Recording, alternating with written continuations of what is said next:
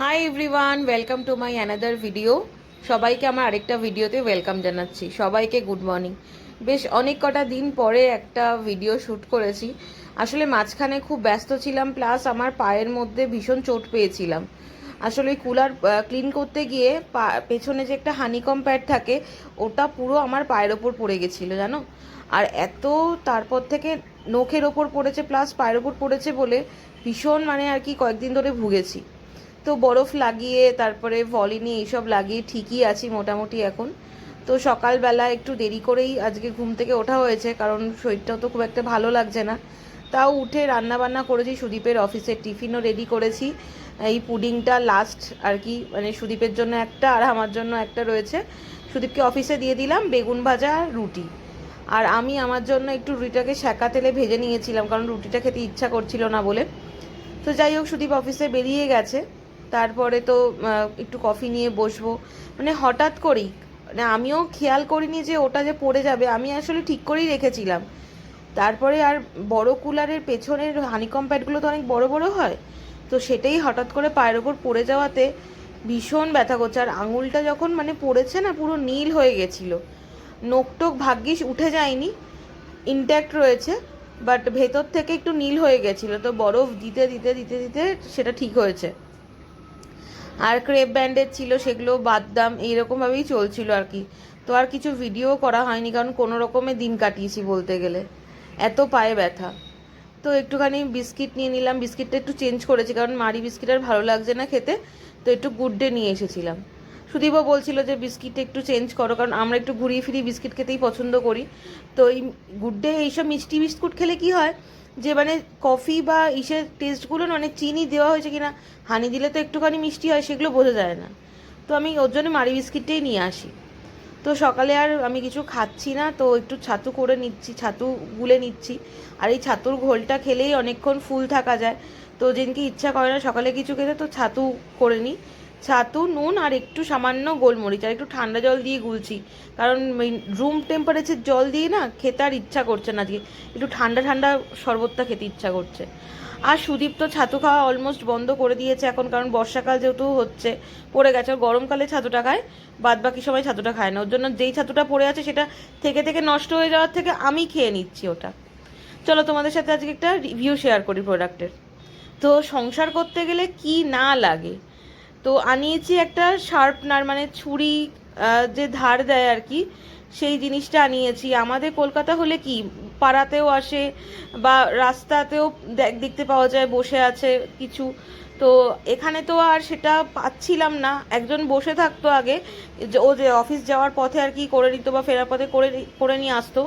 দুটো ছুরি অকেজো হয়ে পড়ে আছে, আর এত অসুবিধা হচ্ছে না, তার জন্য এটা আনতে বাধ্য হয়েছি। আর সত্যি বলছি, 160 টাকা দাম নিয়েছে। এতটা অর্থিট, কি বলবো, বাঁচিয়ে দিয়েছে আমাকে। ভীষণ ভালো প্রোডাক্ট। আমি মিশো থেকে পারচেস করেছি।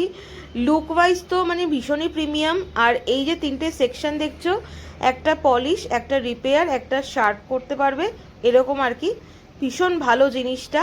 আর নিচে এরকম অ্যান্টি স্কিড প্রোটেকশন রয়েছে। তো ভীষণই ভালো, যাতে ওই তুমি যখন ছুরিটা বা ধার দেবে সেটা যাতে পিছলে না যায়। তো ওয়ান ডাইরেকশনেই এটাকে ধার দিতে হয়, তো দিচ্ছিলাম। আর বেশ 7-8 বার মতো করে ফেলাতে না ভুলও করেছি, কারণ এটা 3-4 বারেই কাজ হয়ে গেছে। এত ভালো জিনিসটা। আর আমি প্রোডাক্টের যে কোডটা হয় সেটা আমি ডেসক্রিপশানে দিয়ে দেবো, তোমরা পারচেস করতে পারো। 160 টাকা দাম, ভীষণ ভালো প্রোডাক্টটা। আমি প্রোডাক্ট রিভিউটাও পোস্ট করেছি, কারণ সত্যি খুব ভালো প্রোডাক্টটা। তারপরে তো বৃষ্টি হয়ে গেল, দুপুর থেকে বিকেল পর্যন্ত ভীষণ ভালো বৃষ্টি হচ্ছে। আর এবারে মনসুনটা পুরো একদম মনসুনের মতোই কাটছে আমাদের। আর বৃষ্টি হলেই তো মন ভালো লাগে, একটু ভাজাভুজি খেতে ইচ্ছা করে। কিন্তু সুদীপের শরীরটা কিছুদিন ধরে খারাপ, আমি বলেছি বেশি তেলে ভাজা খাওয়া যাবে না, আসলে পরে মুড়ি বাদামই খেতে হবে। তো এভরিডে আমি ওকে মুড়ি বাদাম এইসবই দিচ্ছি, বেশি আর ভাজাভুজি করছি না বেশ কদিন ধরে। তো যাই হোক, দুপুরবেলা একটুখানি লাঞ্চের জন্য রেখেছিলাম পরোটা করে, শাঁকা পরোটা করে, দুটো পরোটা, একটু শসা, আর আমার জন্য সয়াবিনের তরকারি করেছিলাম। সয়াবিনটা খুব একটা খেতে চায় না, সুদীপের না খাওয়ার জন্য আমার সয়াবিন খাওয়া হয় না। ও পোলাও খেতে চায় না, অনেক কিছু আছে যেগুলোও খেতে চায় না, কারণ পোলাওটা মিষ্টি মিষ্টি হয়। তারপরে আমরা যে বাঙালি স্টাইলের ফ্রাইড রাইসটা খাই না, ওর খুব একটা ভালো লাগে না, ও চাইনিজ স্টাইলের ফ্রাইড রাইসটা বেশি পছন্দ করে।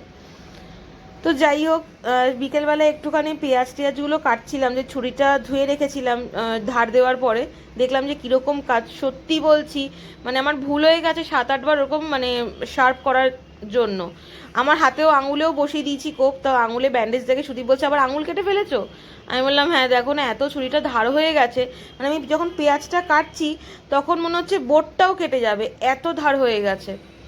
তোমরা চাইলে প্রোডাক্টটা কিন্তু কিনতে পারো, যাদের আর কি এরকম ছুরি কাঁচি ধার আর কি করা সম্ভব হয় না, বাইরে থাকো, তো এটা জিনিসটা খুব ভালো।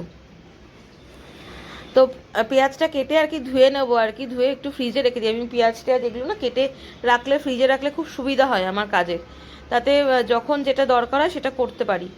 তো আঙুলে মানে প্রথমে বুঝতে পারিনি যে আঙুলটা কেটে গেছে, জাস্ট একটু ছাল চামড়া মনে হলো কেটেছে। তারপরে যখন ছালটা তুলেছি মানে প্রচণ্ড রক্ত বেরোলো, ব্যান্ডেড দিতেও বাধ্য হলাম।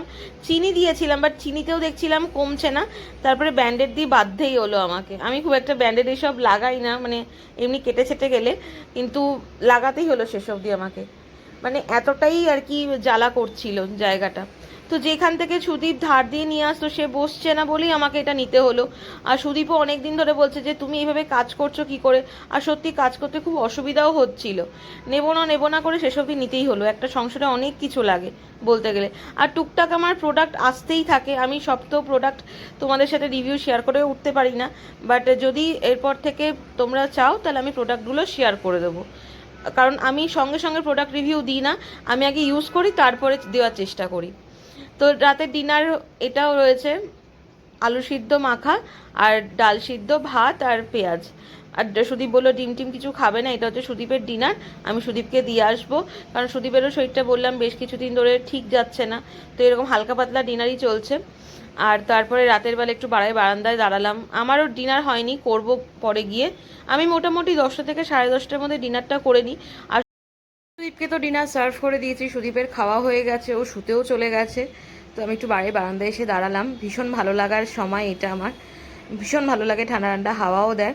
তোমাদের ভিডিওটা ভালো লাগলে অবশ্যই একটা লাইক করে দিও, কমেন্ট করতে ভুলো না ভিডিওটা কেমন লাগছে।